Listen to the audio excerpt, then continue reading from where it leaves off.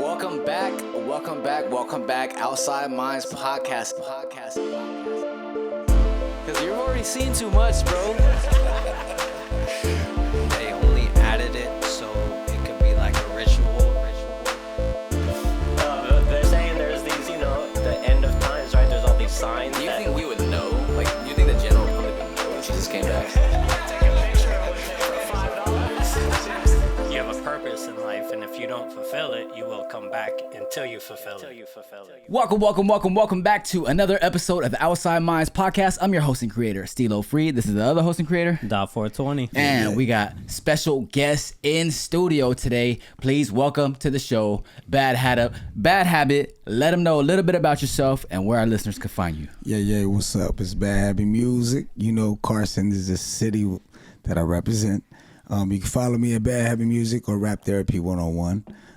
We are here today, live and direct with my fellas, my brothers, Outside Mind Podcast. Yeah, you know how we do it. We live, baby. Let's get it going. Let's go. That's right. So you and Todd have been working together doing music videos and music for a while. You guys met through work, I believe, right? Correct. Yes, sir. Yeah. So can you tell us a little bit about how you started music? How long ago was that? And a little bit about your journey so far? Man, you know what? I think it's about over a decade ago, right, Todd? Yeah, Oh, for man, sure. We are friends first and foremost before the music and the business. Yes, sir. Yep. We met. Where we meet? Had to be like almost 13, 14 years ago. Man, you know what? At the end of the day, bro, friendship comes before business. And this is my brother right here. I'm going to tell you. At the end of the day, we started as friends. So going into the business, that was only organic. Right. But yep, over a decade, and we worked together, and all that good stuff. I want to ask you about that, bro, because, coming from the area you come from, you're from Carson. Yep. You know what I mean? And a lot of the way you come up and the way you do things is very family oriented and really tight knit. Do you feel like when you meet someone like Todd that you guys kind of just grew together organically for a while and then started working on music and stuff like that? Do you feel like you tend to gravitate more towards those professional relationships because the foundation is strong? Absolutely. That comes first. I feel like everybody I work with, man, we got to have some type of relationship. It's not just when it comes to business, I got to have some type of family-oriented relationship with sir, you, yes, to sir. connect. You got to build some trust. Yeah, real talk. You already know, man. Yeah, and I mean, we grew up in the 90s, in the golden era of hip-hop and R&B music, and I noticed, too, that your whole theme to, like, your record label and your group and everything, I don't know if it still is, but it's kind of like the mafioso style, you know what I'm saying? And can you kind of speak to how that is kind of ingrained within your business mind and the way you operate? Because like you said, you kind of like to have a strong foundation with the people that you work with, right? Absolutely. Family orientation is first. So when it comes to that mafia business, when you think of mafia, you think of not to be effed with, but family orientation is first. Because that's where the strength comes from, Yeah, right? absolutely. Solid business and everything that we do is mafia business. And when you think about mafia, you think about the business and you think about the family orientation. Yes, so sir. that's primarily what we focus on. You know what I mean? So that's what the business is about, and that's what we tend to grow and look forward to. Yes, sir. Yeah. Do you feel like you have any instances where you entered a professional relationship with someone and because the foundation wasn't as sturdy, you kind of felt like you had to part ways from that situation? Well, I don't think, parting away is one thing, but I feel like it's growth more than Yes, sir. anything. Yes, sir. Growth in anything when it comes to any type of business or any type of family orientation. You got to be able to grow. You got to be able to grow and focus on elevation. Sacrifice some mean? things for the better. Yes, sir. Yes, Absolutely. sir. So Todd was working on one of your music videos. He shot a music video for today as well as a few others. I really like the song and the style of it. And he showed me another track you've been working on too. It's very, like I said, it kind of brings me back to that 90s era. You got a Tupac shirt on right now, too, that you had in the video. Can you speak to, like, some of your influences and how maybe that era kind of really stood out to you as far as developing you as a person and an artist? Absolutely. When it comes to music, especially in the current moment, in the presence, I like to be able to, write on a level where it's relatable, on a real level where people can listen and be like, shoot, I could relate to that. Yeah. You know what I mean? Like, because in this day of hip hop and music, everybody raps and writes music or feel like they can, feel like they can write music or whatnot. But when it comes to me, man, I've been doing this for so long that when I write, I feel like I'm doing God's work. I feel like at the end of the day, it has to be as relatable as possible for them to understand where I stand. You know what I mean? So when it comes to the music, especially the one that I've currently done with Todd, it's called God's Design. And I feel like writing that is on a different level. Like, I'm not on no level where it's like I'm just writing for fun. You know what I mean? Okay. I'm writing my life. You're writing the real things. You're releasing the attachment to the ego. There's passion behind everything. Yeah, absolutely. Because I feel like for a long time, especially the transition from the hip hop from the late 90s into the 2000s, it was kind of getting away from that real aspect of telling stories and stuff like that. And it was more about the glamour and the money and stuff like that. We kind of saw that shift towards that, but I kind of feel like there's a shift towards back the realness. Like, people are shooting music videos like on their blocks, and they're not trying to get like rent out cars and have all these flashy clothes and rent out this jewelry that they don't have. Do you feel like hip hop is kind of starting to center more around like being real and stuff like that? I mean, I feel like that's how it started, Absolutely. I feel like it started, especially in the golden era, right? In the 90s. I feel like it started like that. And then eventually it started to become what, the younger generation of hip hop started to make it. And I feel like the OGs had to take control and kind of, I feel, direct the energy towards more the reality of what the foundation is about it. Yes, you know what I mean? Absolutely. And when it comes to me, like I don't really follow the trend. I'll follow more of like what the reality of it is. And when I write, I get in a certain zone where I follow whatever God gives me while I'm writing within that track, then that's what I produce. I want to talk about that real quick. I was going to jump into something about that. But go ahead. I was going to say, like, do you channel something when you write music? Absolutely. Yeah, that's what I wanted to hop into. Nice. I feel like music is spiritual. Yeah. Music is, when it comes to the real, part of music, right? It's spiritual. I feel like some of my hardest bars, or even some of just like the slickest beats I've made, I kind of just been playing something that I didn't, and like I'm writing something that's not even really coming from me. Like I line myself to some channel, and it's like it's flowing through me. You know what I mean? And I think Prince might have said at one time, either Prince or Pharrell was talking about Prince saying this, that when an idea comes to you, you got to grab it out the ether because someone else could get it. Because like you said, it's almost like you're tapping into, the universal consciousness of like God's giving you like a message, you know what I'm saying? Absolutely. It's almost like he's speaking through you. Are there certain ways that you feel like you get into that creative process to get into that zone, that flow state? You know what? It's nothing that I can explain. Okay. When I get into that zone, it just does its own thing.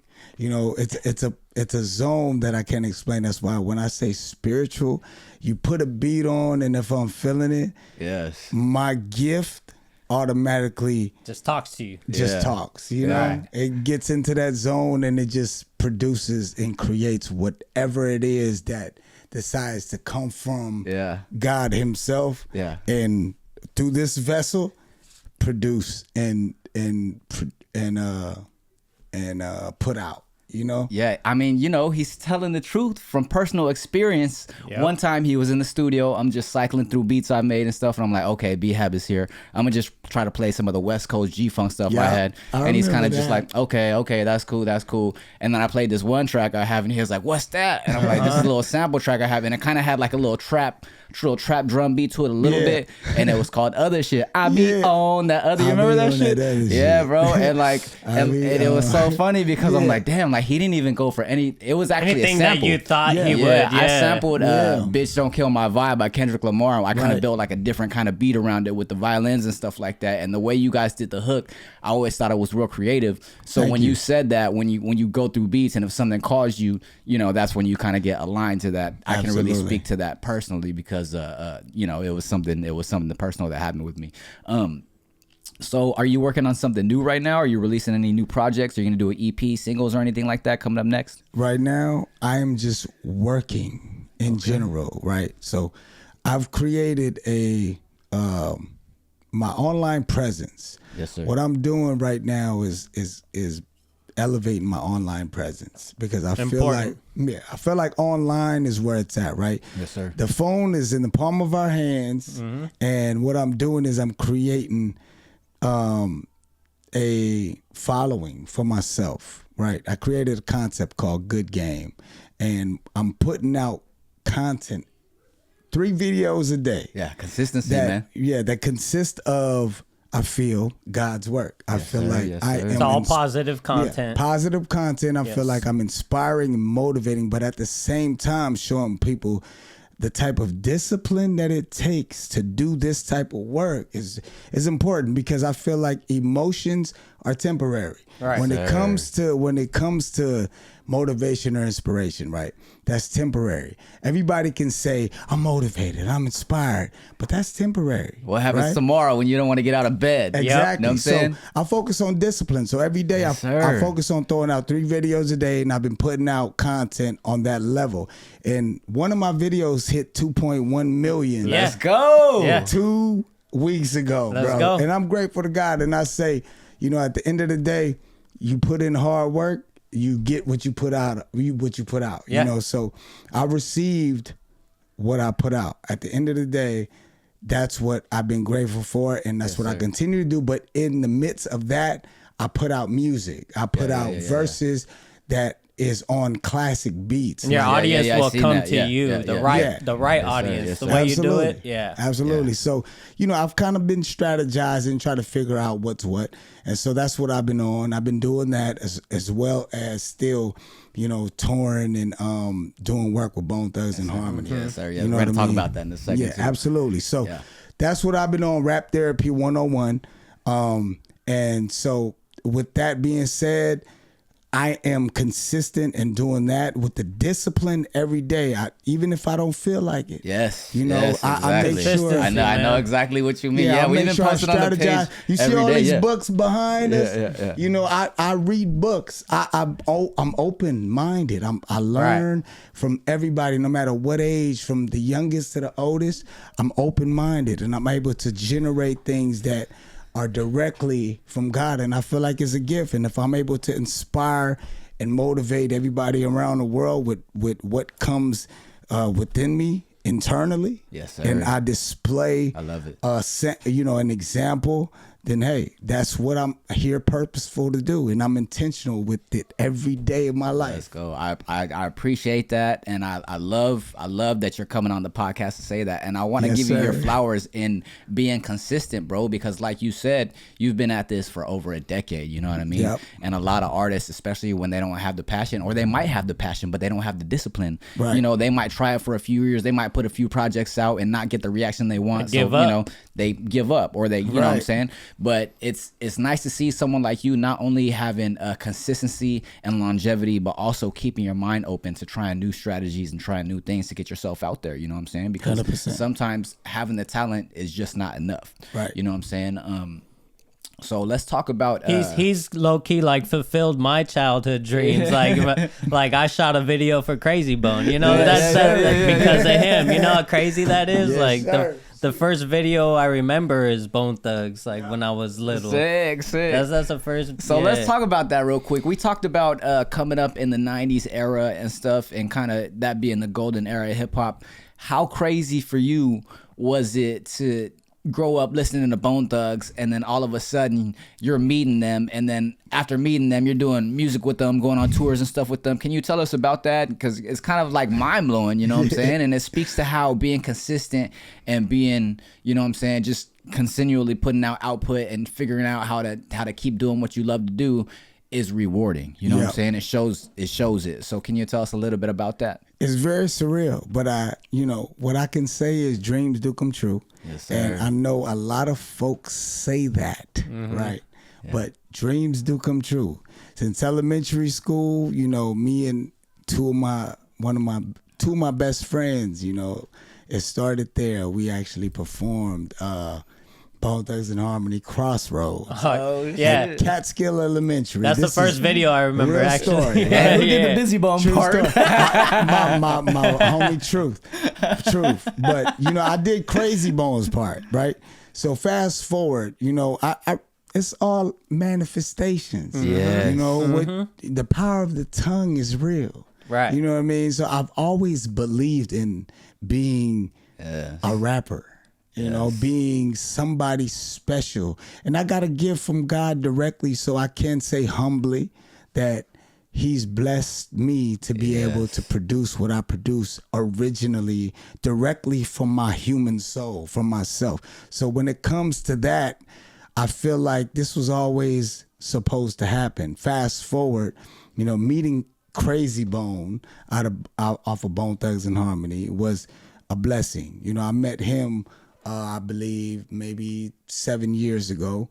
We did a show out in Orange County, and me and my crew had approached him, and I did a freestyle for him, right? And he was impressed. He was very impressed, and he said, "You know what?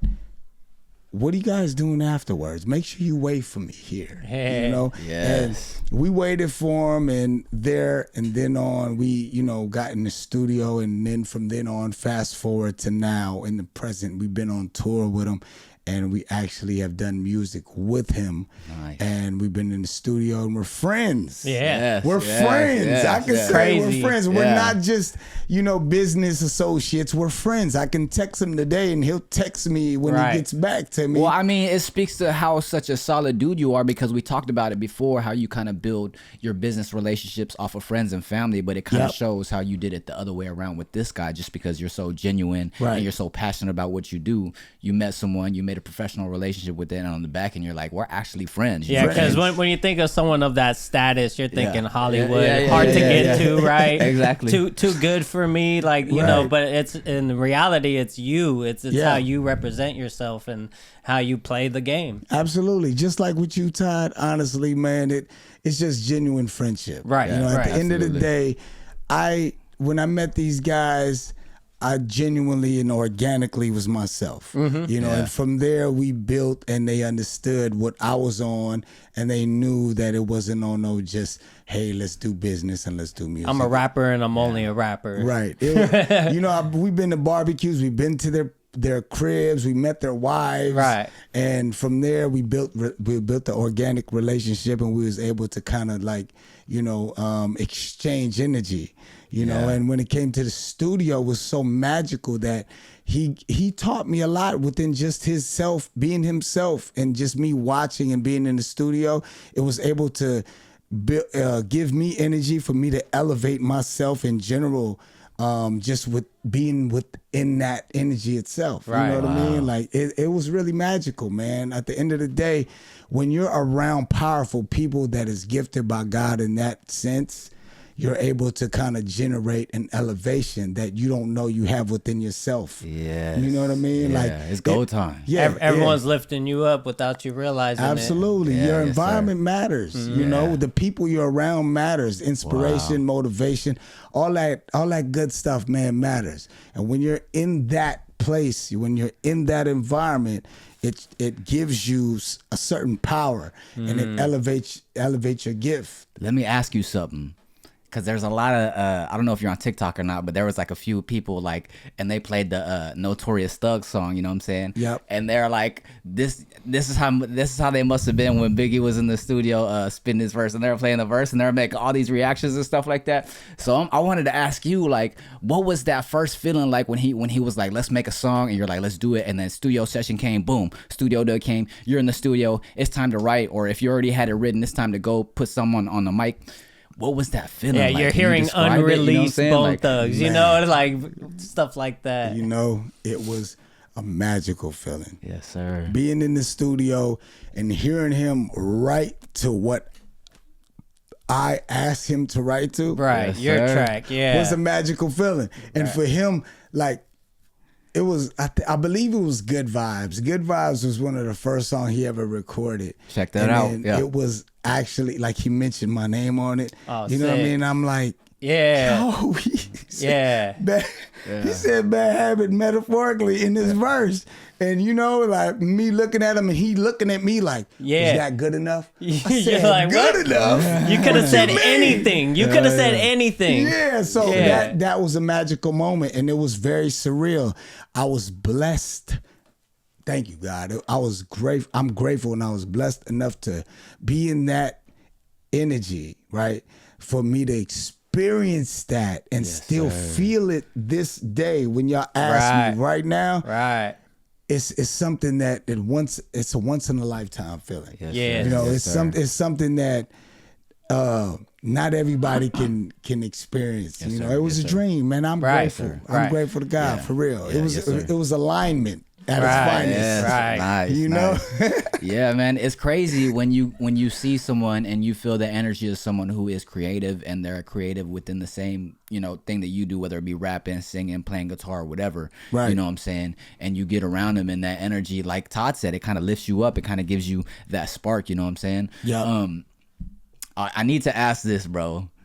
Is Crazy Bone a weed smoker like we think he is? You know what I'm saying? Or how deep are the lungs? You know what I'm saying? Like, can you keep up with him? How has that been, bro? I can say they are who they say they are. Yes, let's You go. know, Let's they go. are who they say they are. When it comes to Bone-Thugz-N-Harmony, they are who they say they are. The video me and Busick did for him and Crazy Bone was released on 420 and it's 4 minutes and 20 seconds Is long. that the one that was at the weed shop? 100%. No, but we were somewhere else. In But it's the one. Inglewood. It's the one that I'm hitting the bong in the yeah, beginning. yeah. Shout out That to E. Quarter Wolf. Yep, we Yep. was at his place. Yep. Definitely, they are who they say they are. Nice, nice. You know I that, love that answer. and that's it. Period. Point blank. Yes, sir. Exclamation mark. Yes, sir. It's almost like, damn, like smoking weed with Bone Thugs. Check it off the bucket list. You know what I'm saying? So I've met Crazy Bone obviously with him, and then the other one was Flesh and Bone. I got to talk to backstage when Yeah. he performed with them. So Okay. they're both cool as fuck. Yeah,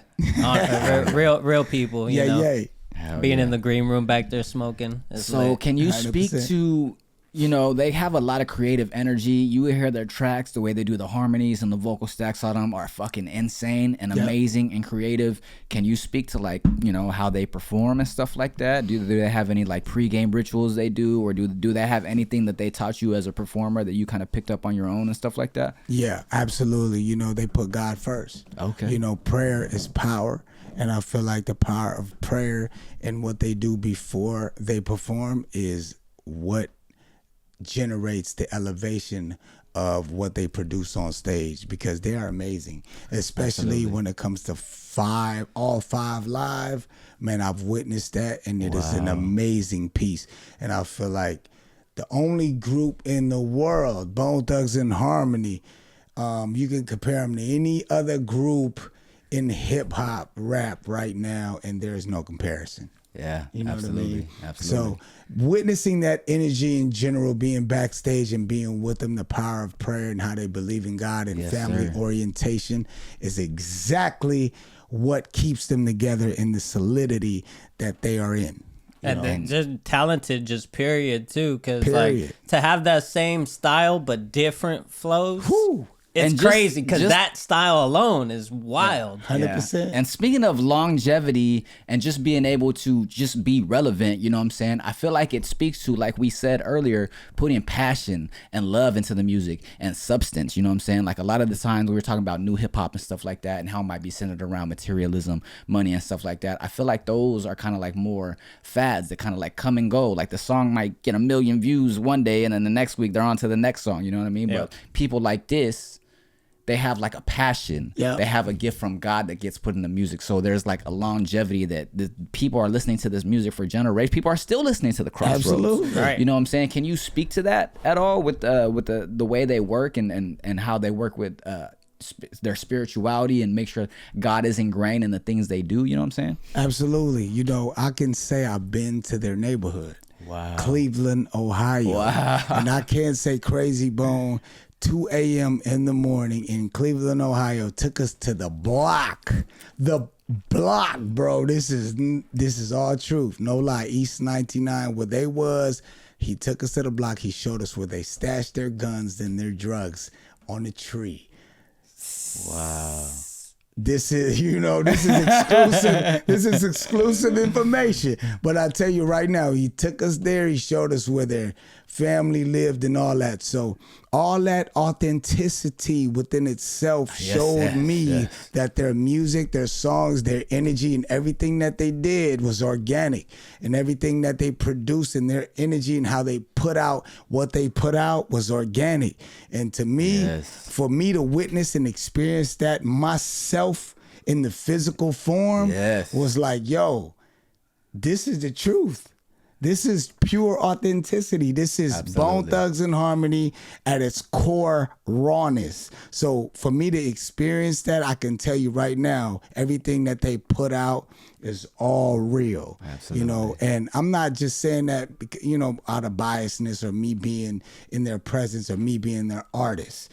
This is real talk. They've actually shown me this, and I've been to their neighborhood. that day you called me, I was in Cleveland, and we drove through it. And when I was driving through, I was thinking of, I mean, when you watch my story, I put the East 99 song, right? Because that's where they come from. But Real then talk. we drove through the neighborhoods, and you see the actual projects of like big old brick buildings and stuff, and it's a different vibe. Yep, and I can't say they came from the gutter, man. They came from, you know, that food stamps and real raw, rough and rugged situation that, you know, they had to survive and become. Let's talk about that real quick, because you talked about going to Cleveland, going to their hood, seeing where they grew up and stuff like that.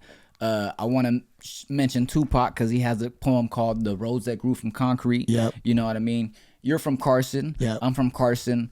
You know, it's kind of rough around the edges. Do you feel like growing up in that kind of environment kind of brings that creativity and that passion out of you, especially that seeps into the music so much? Yeah, I feel like challenges is what shapes you. Without the challenges, what shapes you?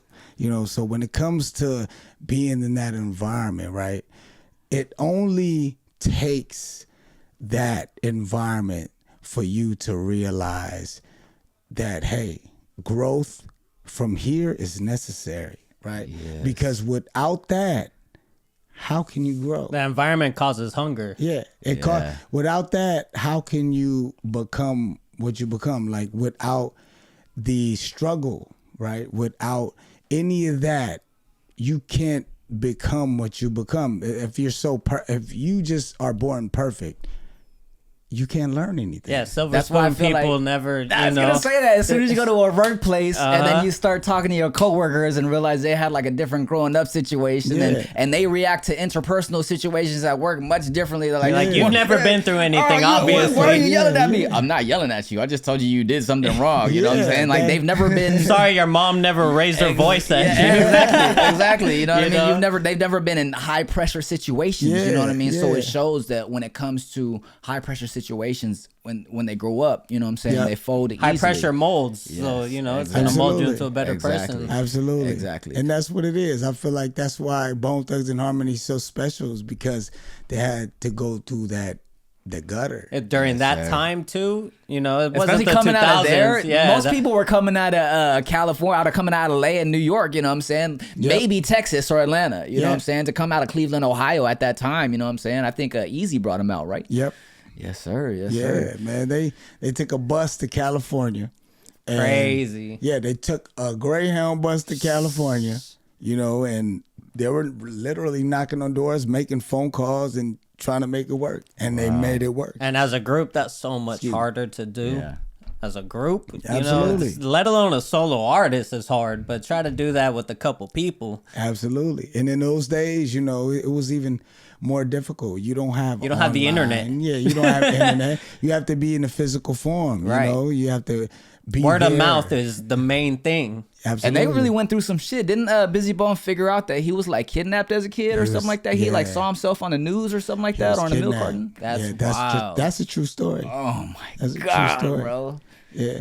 Are there any stories that you've been around them, like on tour or at a show or anything like that, where it's just like, oh my God, I can't believe this is happening right now? Like just any stories that come off the top of the dome or anything like that? they told us about the Eazy-E story where, they were in Cleveland, and then they kept calling in Eazy's office, right?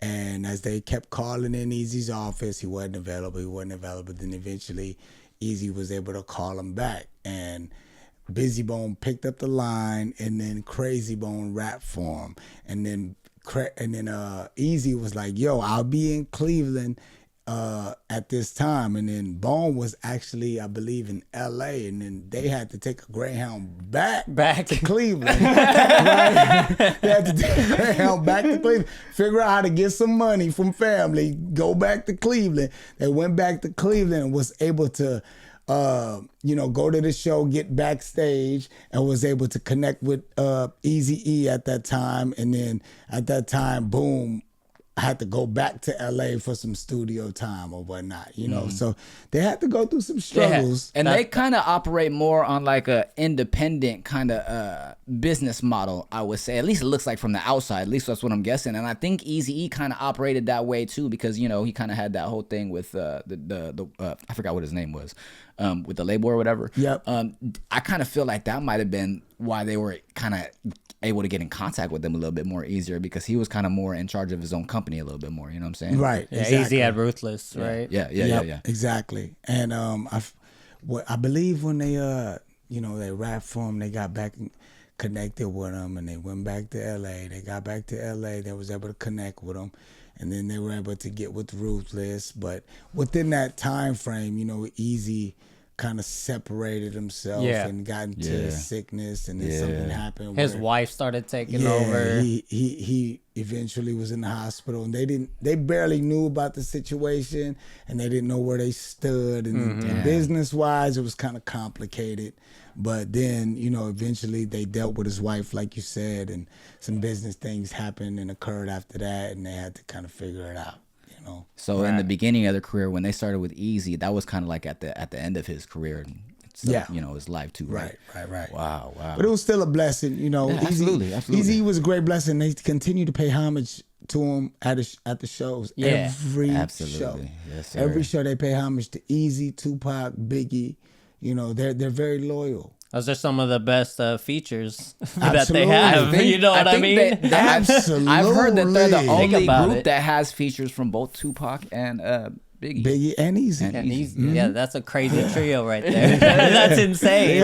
And some dudes from Cleveland too. You know what I'm saying? Like, that's so amazing. Don't forget Mariah Carey. Oh yeah, that's right. Yeah, Don't break down yet. It's over. They got hit to Mariah Carey. They're very Phil Collins. Talented. Phil Collins. Yes, sir. They're a very talented group. They're special. I feel like they're the best group in the world. Not just being biased and being part of the camp. I feel like they're I think everyone will agree with you, honestly. They're the greatest group in the world, man. When it comes to music and hip hop, a group, all five of them can come on stage right now and kill it. And like he was saying, they operate as if they're independent. They don't seem like they're a major label, even though obviously they are. You know who they are, but they don't act like it. You know what I mean? Obviously, there might be somebody that's at the top telling them, you have to make this many albums. But, they don't show that part. Like, they don't make it seem like that's controlling them. Right. Well, let's talk about that.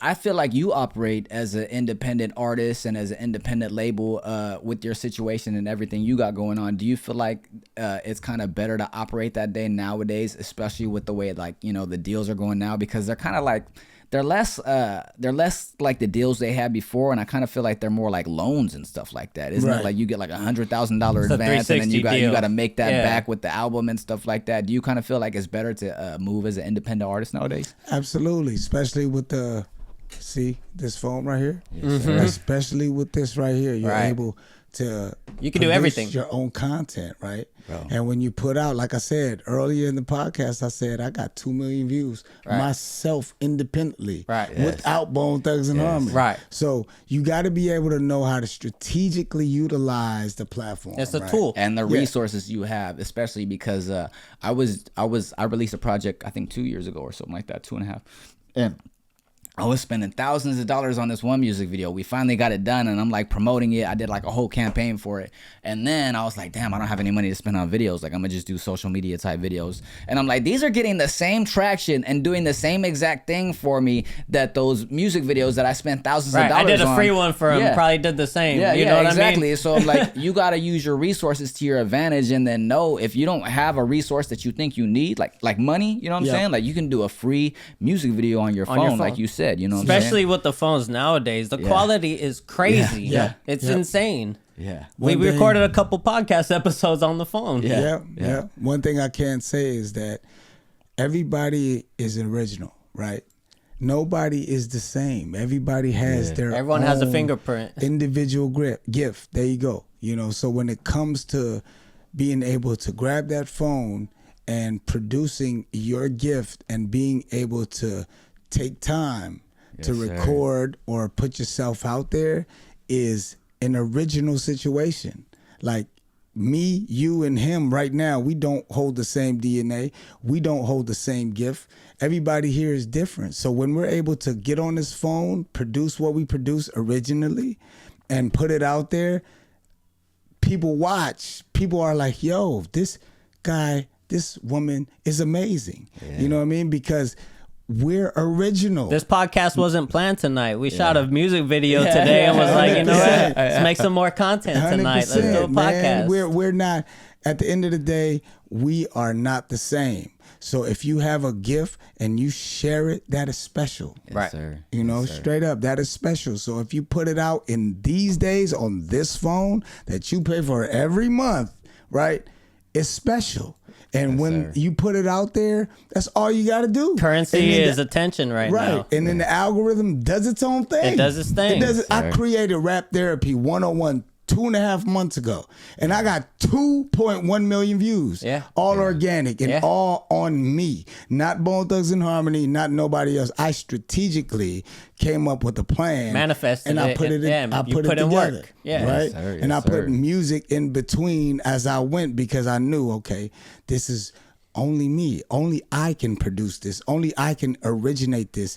Nobody can come up with what I'm thinking right now. My thoughts, my feelings, is all organic. It's always good also too to have a vehicle where you can express yourself by yourself. You know what I'm saying? Like, I do some of the videos on the podcast page because it's like I like to have filler content, because I can't, you know, me and him do the podcast one day a week. If we could do it 7 days a week, I'd have content for both of us. Absolutely. You know what I mean? So I love how you're taking it upon yourself to make sure, all right, you know, let me do some verses over classic beats. Let me spit some good game, you know what I'm saying? And let me keep this consistent If flow I'm not of writing output. music right now, let me see what the next real idea is going to be. Absolutely. Because if I'm not writing music, I'm putting out content one way or the other. Absolutely. Exactly. And that generates numbers. I feel like I'm not doing it for the numbers. I'm more doing it for the virtue. It comes with it. You know what I mean? Because doing it for the virtue, after that, everything comes Bro, organically. if we were doing it for the numbers, we would have gave up years That's ago. what I was gonna say. Not only that, because if you do it for the numbers, know? let's say you do it for the numbers, you put out a video, you get 1,000 views, you get 1,200 views. You're like, damn, I wanted 1 million. Right. You know what I'm saying? And it's like you're not getting the numbers that you wanted. Then it's like, if you're not passionate about it, you're probably gonna quit. You should be Not happy only that, one but you're not person gonna come out watched with it. something that has substance. You know Right. what I mean? And that's where emotions come in. As I said earlier, emotions are temporary. Yes. Right? Yes, sir. Yes, So when sir. you're emotional about what you do and it's temporary, sometimes you don't feel like doing it. Yeah. So discipline comes into play. Me, I practice discipline daily. So when I practice discipline, I'm able to be skilled enough to say, hey, even if I don't feel like it, I'm going to do this. And when I do this, I do it and I put it out.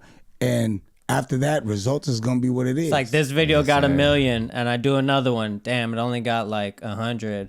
I don't want to do the third one because it's not going to get Yeah, a yeah, million. yeah, It's like, how do you know? Just keep doing it. Exactly. Like, That's keep why you doing do it. That's why you do it for the virtue. That's why that terminology Yes, sir. I utilize. The virtue is what I do it for. Because if you try to do it for anything else than virtue, you start to become emotional. Right. You know what I mean? Wow. And it affects everything else in your life. Absolutely. And then discipline, and then I come with discipline. I say, you know what? Regardless, I got 2.1 million views on that video, but I'm going to continue to do videos because this is what I love to do. And Yes, I sir. know that this is God's work. And when I put it out, regardless if I get 100 to 1,000 to 2 million views, I still touch people. Right. If I touch one person and 2 million people, that matters. It's okay. Definitely. You know? Yes, sir. It is what it is. That's virtue. I love that too. I love that you're doing it for the virtue too, because like on the flip side of that, you see people, like we said before, it might be like a one-hit wonder, or someone that's just like, they sign a record deal, they got $100 million, and all of a sudden they're at the top of the world, but they're not happy. They're not You know what I'm happy, saying? right. Because they thought that the money or the numbers or the clothes was going to fulfill that The with them. followers, You know what I'm saying? you And it's know? not the money or the clothes or that fulfills it. You know what I'm saying? It's the spirit. It's the things that matter. Do you feel like as you get older and as you grow as an artist, do you feel like the things that you feel like matter kind of change? You know what I'm saying? Well, you know, I just keep consistent in what I do. I don't really, you know, look forward to the results more than anything. I just continue to do me. Yes, You know, that's what's important, right? When you do you and continue to do you, results don't matter. That's a big thing in the podcast world is you hear a lot is don't read the comments. Yeah. Because you know the internet, there's more trolls than not. Absolutely. Right? But not only that, but it also speaks to enjoy the journey, because it's more about the journey than the destination. Right. You know what I'm It's saying? like enjoying a concert back in the days as of today. Now everyone's watching it through their phone. And now you literally don't have a memory of the concert anymore. You have a memory of you recording the concert. Yeah. So I it didn't think about it like fucks that. with your brain. Right. So you can't really think back on the concert fully. Like you don't Right. have that full Absolutely. I experience know what inside you of mean. you. Yeah. So it's a different way of living life And now. again, it comes down to emotions. You know, emotions, us as human beings, that's all we live on is emotions. Yes, sir. Right? And when we live on emotions, those things are like, okay, shoot, I put out a video. Let me watch this video. Damn, it didn't do so good. What do I do next? And now you're overthinking. Right. Yeah. So when you involve yourself in those emotions and you overthink, then now you can't be as naturally yourself as you want to be. Because you're trying to fix things Exactly. So that when don't you, need to be fixed necessarily. Exactly. So when you think about it, if you eliminate the emotions and just be disciplined enough to say, hey, I'm going to just continue to do what I do, regardless of the results, then you're able to produce a result that you're comfortable with, More genuine. you know? Yes, sir. What is your favorite part of the creative process, from writing the lyrics to beat selection to being in the studio to putting the music out and promoting it to people to performing the music? It's probably all of it is probably your favorite part, but is there a certain part that sticks out to you? Like, damn, I get to be in the Like studio the highest today. high. Or damn, we get to perform today. Or damn, I get to get new beats today and write to them. Like, which part of the process do you think you feel like is most rewarding? Most rewarding, to you? the result. The result. Because the process is one thing. I love the process because the process is always unknown. I mean, just Friday night, he's texting me the song, and I get 3 or 4 updates within the hour, and it's like that's the process. Exactly. And I'm enjoying it on my end. I'm not even making the Right. damn song. You know what I mean? The So I can idea. only imagine. You know. The idea, right? So when I'm able to hear a beat, right, and I produce, you know, I don't know what I'm going to produce. I just get into it, I hear it, I feel it, and I get this feeling and this emotion and I get into this zone that's able to generate something that I can't explain. that's You why I couldn't say, plan it if you tried. That's why I say it's directly from God, because it's spiritual gift. It's a spiritual gift. So when I'm able to generate it, I put it on and then I record it. By the way, I record my own. I engineer my own. Yeah, I mix this is a my one-man own. stop. Just like, I mean, so is he. You know what I mean? Y'all know. I've been doing this for over, I could say 20 years, you know. And I enjoy doing it. I'd rather do it than go into a studio and have an engineer do it for me. Right. To be honest with you. And that's more costly. We're not we're not worried about the money, but when you do it yourself, absolutely, you can do a lot more. Right. And I enjoy doing it because I'm able to kind of control the process. I was gonna say it feels like You're there's not a on lot someone more else's control. time. Yeah. Instead of being like, oh, I'm gonna punch you in right here, be like, just the way I layer it and stuff like that, or just the way I do tracks. I'm just like, I'd rather you're more free flowing. Yeah, exactly. Absolutely. So when I generate that, I'm able to get into the result, and then when I get into the result, that's the most beautiful and most magical experience ever, because I'm able to kind of listen to it and be like, wow. What about when you show that first person and they have their reaction? You know what? To be honest with you, like I feel like I at times I'm insecure about it. Right. I don't know why. Like, I mean, I believe everybody is just about their own work in general, no matter what they do. There's a little bit of like insecurity, a doubt. There's a little bit of doubt within yourself. It's almost like sometimes when I show somebody that I'm not sure if this is good or not, I kind of send it to them. I'm like, this is whack, huh? Right. So you kind of set a pretense. I know. See, in my mind, I know it's dope, right? I know it's dope. I perfected it. I'm a perfectionist, so when I'm able to generate it, record it, then listen to it, then be able to kind of mix it to the sound, I want to hear it in my own ear, like nobody else's ear, right? Because somebody could walk in and be like, "Oh, this is dope," like, and I'd be like, "No, I got to put more to it." You know, that's when I say insecurity, that's what I mean. So I get into it before I let somebody hear my stuff. I just sit with it, fine tune everything exactly for a couple of days. That's why I sent you 3 different tracks. And I said, "Yo, this is an update," and then I said again, "This is an update." Yep. You know what I mean? Because when I go back and I listen to it, I have a different feel for it. It's like even like on a like similar levels. When I'm editing videos, I can do these edits that you probably wouldn't have even seen, but to me, it's like, no, I have to perfect this. Absolutely. You know, it doesn't matter what you see or don't see. To me, this has to be done. And I respect that, because everybody has their own original, right? Their original gift for it. So when somebody like you do videos and you do your thing, I respect it. I say what I say, but at the end of the day, I want you to take control and do what you do, because I know you have a different part of a gift than I do when it comes to videos.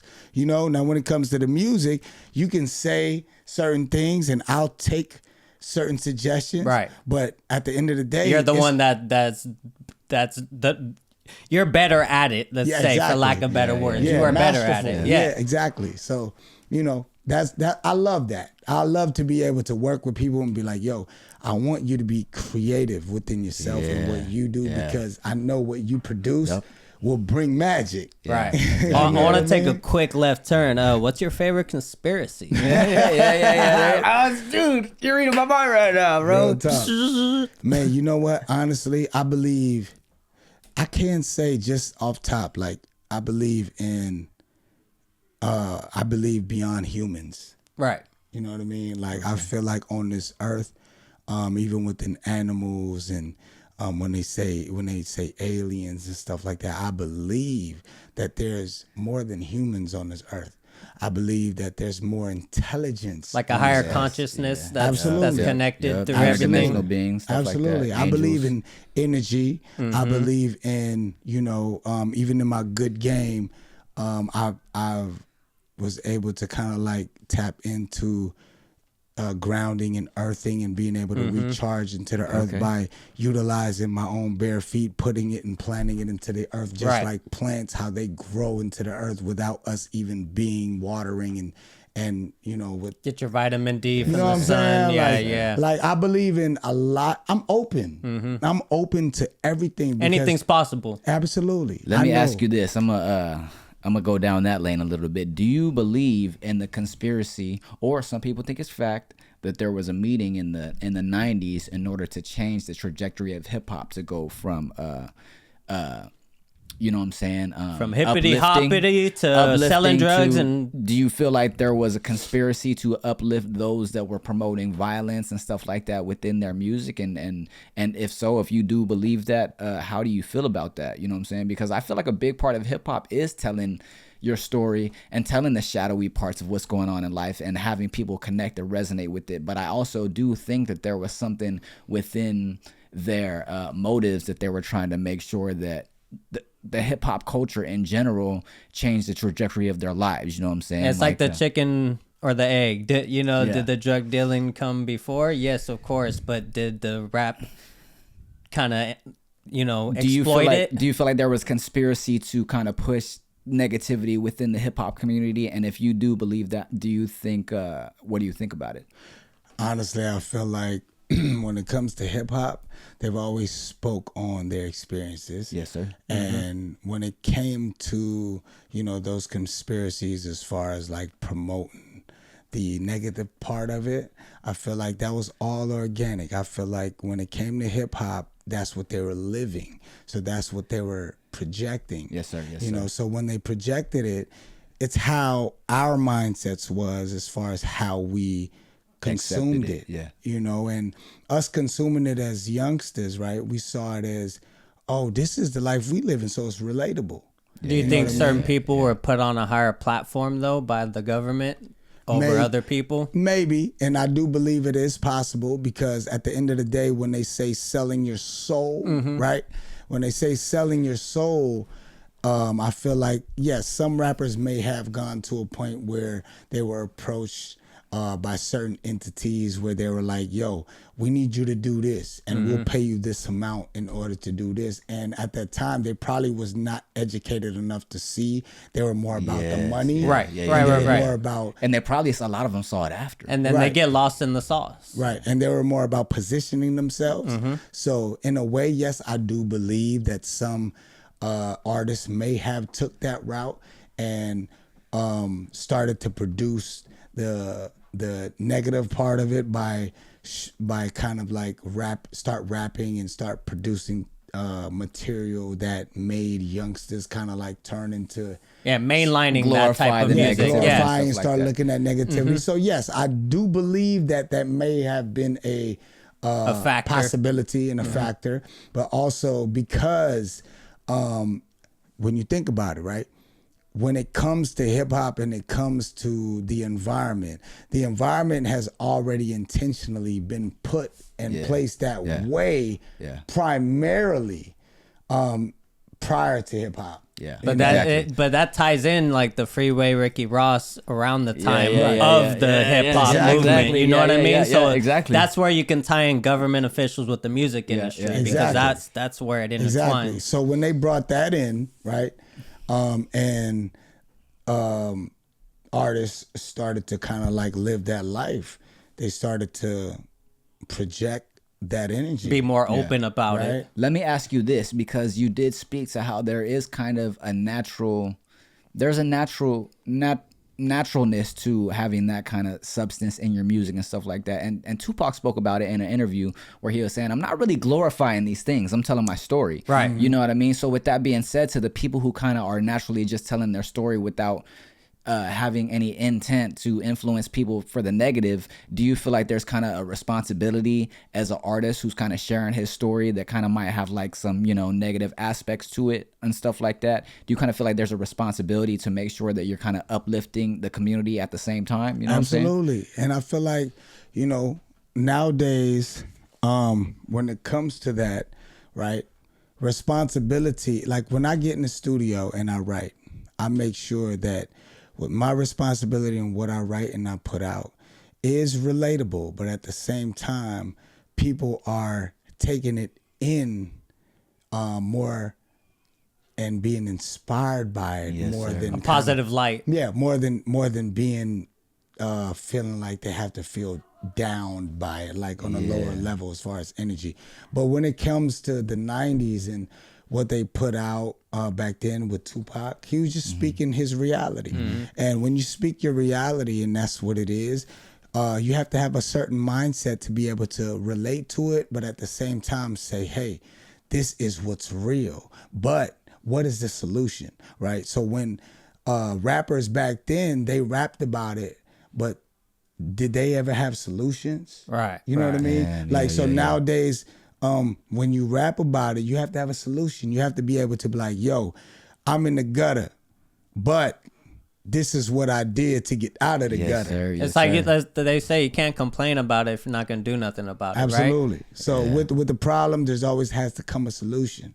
You know, so when it comes to, you know, being able to produce and create rap music or music in general, especially when it comes to struggle, you have to be able to say the struggle, and once you say the experience of the struggle, have to come a solution that follows. That way kids, right? Because kids are immature. They're like, they listen, they're like, impressionable. oh, yeah, so this is like, oh, this is what it is. Oh, this is what I'm gonna do. Right. But what is the solution? Right. Well, let me ask you this. Do you feel like you've always kind of consciously wrote like that? Or do you kind of feel like, because I felt like I was at a time in my career where my little brother and sister, they were starting to be like 3, 4, 5 years old, start to know language and start to listen to the songs and know what's going on and stuff like that. And I kind of felt like, okay, like I kind of got to be a little bit more mindful of the stuff I write and stuff like that. Do you kind of feel like having kids, or do you kind of feel like just growing as an artist kind of made you a little bit more aware of that factor of the game at all? Absolutely. You have to be conscious, especially being more mature, right?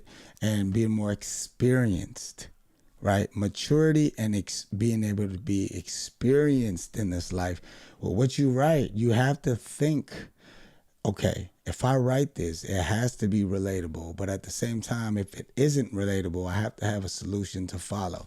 So the kids can understand that, hey, if I'm talking about robbery, I'm only talking about robbery because I'm hungry. And when I'm hungry and I'm talking about robbery, and there's a consequence to this robbery. Right, right. And but there's a consequence to this robbery. They understand that if you commit that robbery, there's a consequence. And if you decide to go that route, you know what you're facing.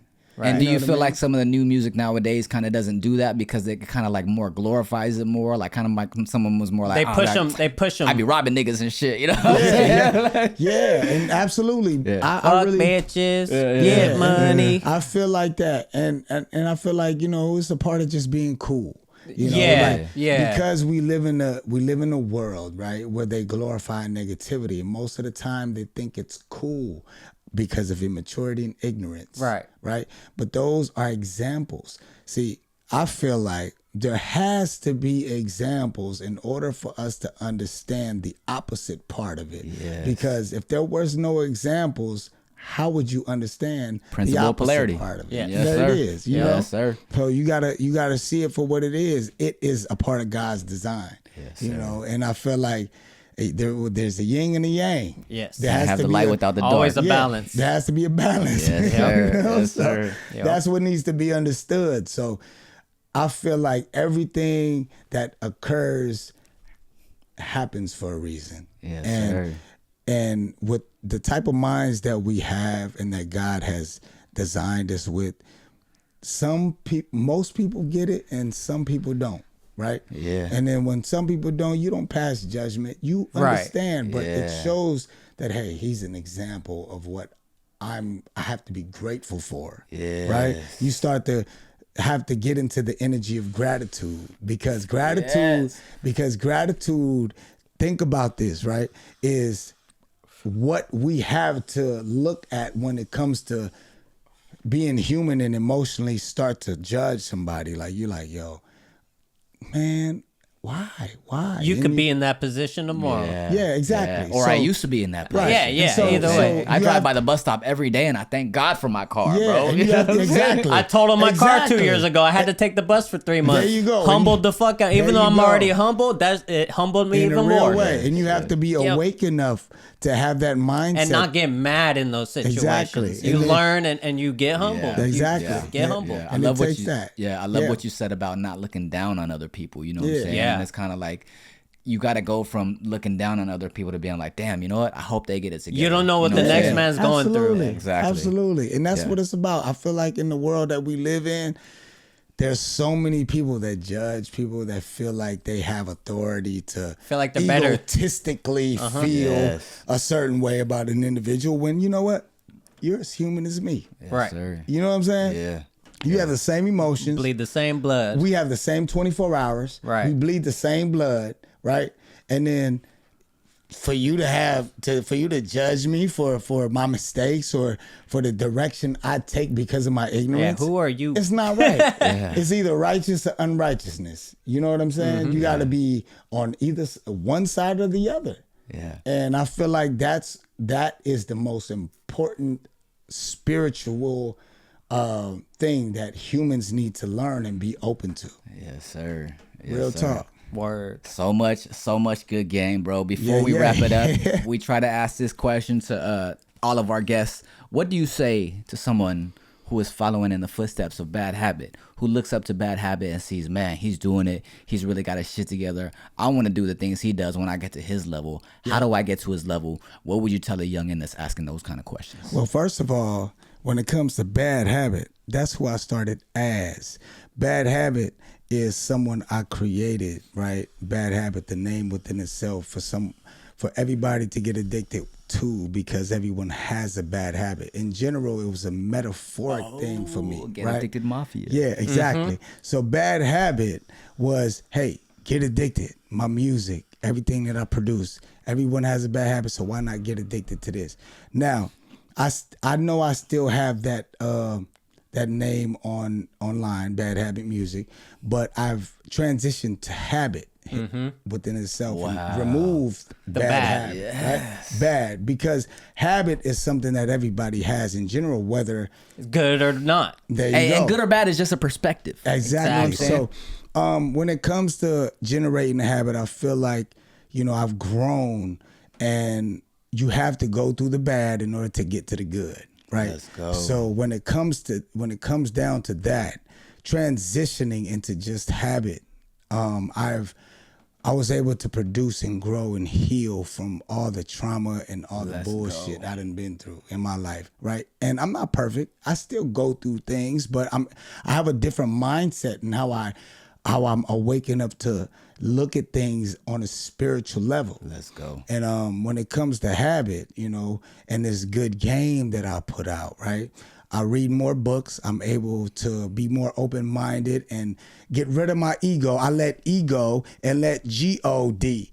You know what I'm saying? Yes, sir. Yes, sir. While getting P-O-D, getting high off the leaf, a pound of tree on me. I'm addicted to peace with my peace on me. You know what I mean? Like, so That's right. You got to understand that, even when Nipsey Hussle said, everybody be safe, but stay dangerous, right? At the same time, yes, be safe, but you got to stay dangerous because there's a lot of negative people in this world. Be aware of the circumstances. There's a lot of evil, right, that occurs, so you have to be on point. But when it comes to habit and when it comes to what I produce as far as good game, what I am here to do is inspire and motivate individuals, but also be a servant of God and let people understand that I'm on a level of spirituality where, hey, whether good or bad or what you're doing, there's no judgment. I want to be able to be here and produce and create and say certain things that God has put into this vessel and give out to y'all to make y'all feel a certain level of righteousness. Right. You know what I'm saying? And when it comes to that, that's God's work. And I take no credit for it. And every day I make it my business, and I am intentional and purposeful about how I do things. And when I do things on that level, I make sure that it's all righteousness. You know what I'm saying? So when it comes to me, who I am in habit, in the present moment, I want everybody to understand and know that it's all positivity, but without the negativity, there would be no positivity. Exactly. And again, what I said earlier, challenges is what shapes you. Without the challenges, what shapes you? You have to take the bad and know that there's always good in everything that you go through in life. You know what I'm saying? Yeah, like think about it. Like everybody stresses. Everybody can go through negativity and look at things like, damn, shit is fucked up. I don't understand why, God, why? But when you say, hey, stop that part of my thoughts and say, what am I grateful for? What do I have Yeah. at the current present moment? Be present. Forget about thinking about the past. Forget about thinking about the future. Just be Live present. in the now. Right? Live in the now and say, hey, what do I have? How am I healthy? You know, I always my tell kids people be good. grateful for what you I'm have breathing. instead of being upset for what you don't have. Exactly. You know, I'm breathing. I'm well. I feel great at the current moment. I'm safe. I'm protected. You know what I'm saying? I'm blessed. So when you're in that mindset, you're able to produce a lot more of that energy. You know what I mean? Yes, sir. And when Yes, you sir. and when you continue that path, bro, ain't nothing but greatness. Greatness come every day of your life. When gratitude is your attitude, you're able to produce a lot more of what you want and you desire in your life. Trust and believe that. Like when it comes to my music, I don't care about the results. When it comes to what I put out in content, I don't care about the results. Let's go. I'm more thinking about what I can do in the present moment for God and how I feel when I'm doing this shit. And when I do this shit and all I see in my comments is, yo, you made my day. Thank you very much for this. I'm so grateful. I got a comment one time said, I was in the closet crying my ass off and I was praying to God and I was scrolling and your video came up and I was inspired and I stopped and I thanked God and I commented on your shit and said thank you. You know what I'm saying? Like at the end of the day, that's what matters to me. Right. Let's go. Because I'm able to live and what And Nipsey uplift Hussle somebody, said. yep. Nipsey Hussle said the highest human act is to inspire. Yeah, you know what I'm saying? Yes, At the sir. end of the day, when you're here on earth doing your due diligence and you're able to inspire and motivate and teach individuals that's after you and before you and within the presence, bro, like you're doing your job spiritually. Yes, sir. And that's God's Love it, work. love it. And that's your purpose. Yes, sir. You feel That's me? good game, man. Bad game. habit. Thank you. Yep. Thank you so Amazing, much amazing. for coming on the podcast. I'm your host and creator of the Outside Minds podcast, Outside Stilo Mind. Free. This is the other host and creator. Dafo 20. And this is Habit. Yeah. We out. Thank you Yes, so sir. much for listening. Blessings. Peace out. Good game.